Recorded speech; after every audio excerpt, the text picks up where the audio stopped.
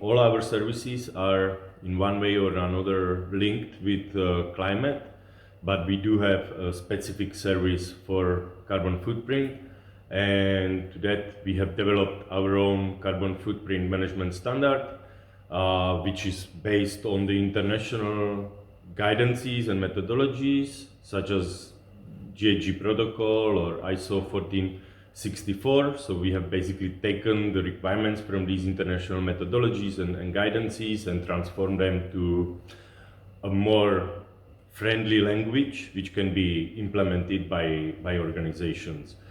There are some core elements of the standard.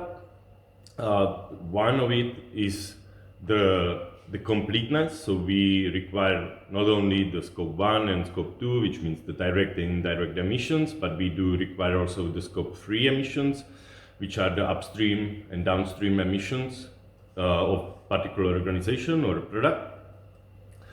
And like this is often being left aside by other standards, and we really feel that this is important because from the experience and with the organization we are working with, this is often the major share of the emissions, and that's why we really think the focus should be on the scope 3 emissions as well.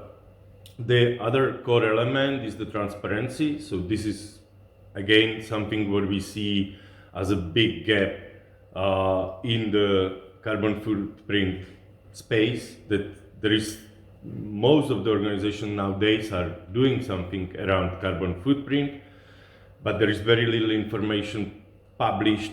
What is actually the scope, what is included, what is excluded, how the calculation was done, what is the source of the emission factors, and so on. And with our system, we do require all this information to be published so they can be used further in the supply chain by other organizations and plugged in their carbon footprints. The next core element in our standard is the reduction. So we do focus or motivate the organizations to reduce the emissions.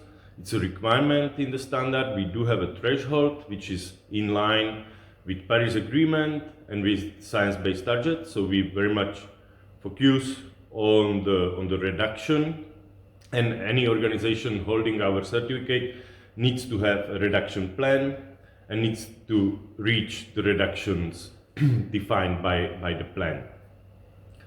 At the end of this process, there is an audit where we verify that all the data which have been used in the carbon footprint are actually based on some credible basis.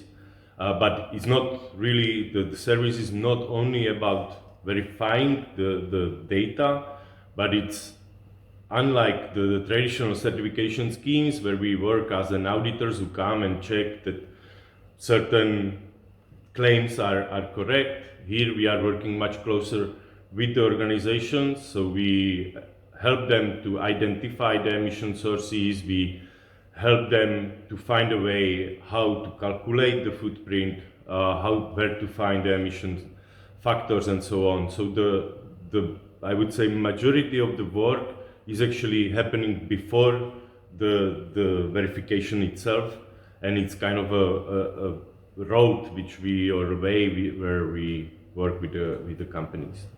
We do provide quite wide range of services.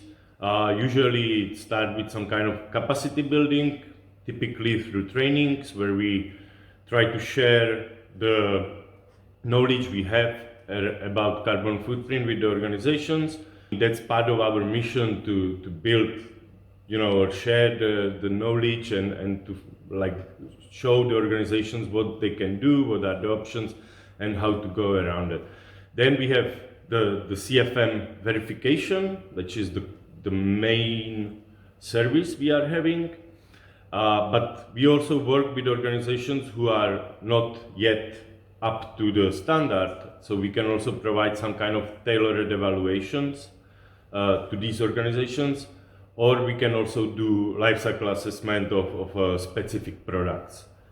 So these four are the main areas where we work within the carbon footprint.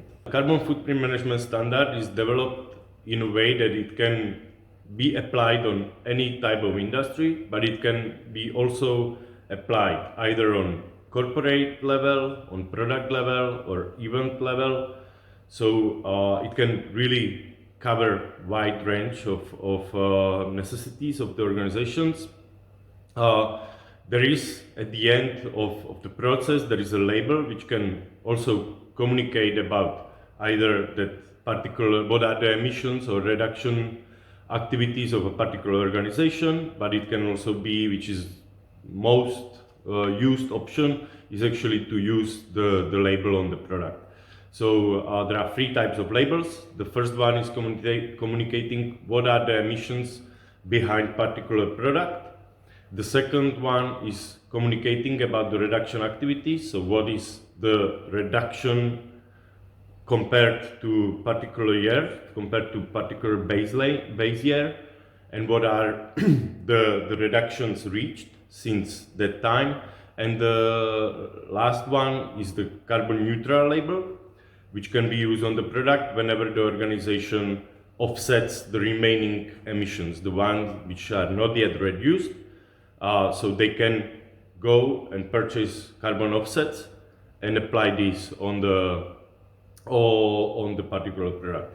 Lately, we see a lot of development in activity called insetting. So we do have certain type of clients who are not only producing something, but they are also having some other activities as reforestation or improved land management and so on.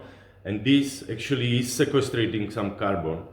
And nowadays, many companies are trying to use this within their carbon footprint balance as the offsetting, in this case called insetting. In terms of the reductions, there is one very obvious action, and that is switching from the fossil fuels to renewables. And this is usually the first step which every organization is taking, because it's, well, the easiest one, and it's the one which can be done almost immediately. So switching to renewables is the first step usually. The other reduction actions are very much linked with the quality of the data. So better quality data you have within your carbon footprint, the easier you can identify where is the potential for further reductions, right? So, and that goes back to the scope 3 emissions. So if you have a good quantification and good quality data for the scope 3 emissions, you can identify where are the possible areas for the reduction.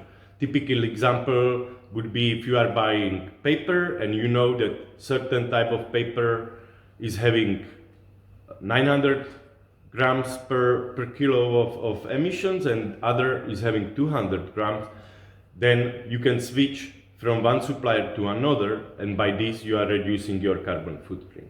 Initially, we were very much positioning ourselves as the certification body. So our approach was that we provide the standard to the organizations implement the standard, and we verify that their activities are in compliance with our standard. Over time, we have realized that it's not that simple, that the organizations do need much more guidance there, and we have changed our approach, and we started to work a bit closer with the organization, meaning we have realized that we need to provide them more guidance, more help, how to work around the emissions, how to identify the emission sources, even help them to find the emission factors which they can use in order to calculate their carbon footprint. So where I think we are quite unique is that we have really very good quality standard in place. We do have a threshold for the carbon reductions, which is following the line of science-based targets.